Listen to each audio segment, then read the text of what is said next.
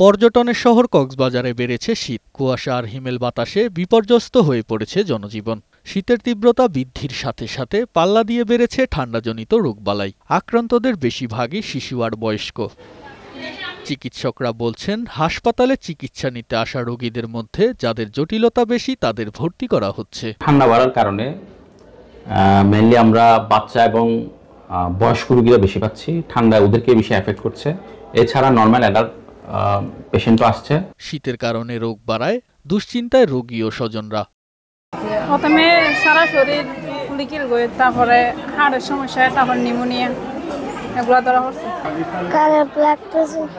এদিকে টাঙ্গাইলে পুরোপুরি জেঁকে বসেছে শীত। হিমেল হাওয়া ও কনকনে ঠান্ডায় জবুথবু মানুষজন।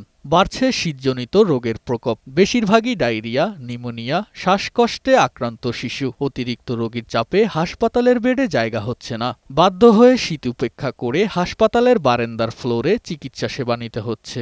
মানসম্মত চিকিৎসা সেবা না পাওয়ারও অভিযোগ রয়েছে। ঠান্ডির মধ্যে মনে করেন দেখেন বারিন্দাতে কি অবস্থায় আছে রোগীগুলো, শিশু বাচ্চা। কালকে থেকে বাচ্চার জায়গা বন্ধই হচ্ছে না।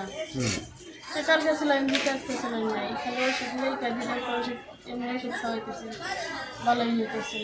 তবে রোগীর চাপ থাকলেও যথাসাধ্য সেবা দেয়া হচ্ছে বলে জানালেন সংশ্লিষ্টরা। হসপিটালের শীতজনিত কারণে ডায়রিয়ার প্রভাব বেড়ে গেছে, আর বেডের সংখ্যা 12টা, রোগী আছে 70টা। আচ্ছা, এখন রাখার জন্য এই জন্য আমাদের এই দিক দিয়ে রাখতে হয়, বারান্দা দিয়ে রাখতে হয়, কিছু করার নাই। সেবা তো দিতে হবে, রোগীকে ভালো করতে হবে। তুষার আহমেদ, বৈশাখী সংবাদ।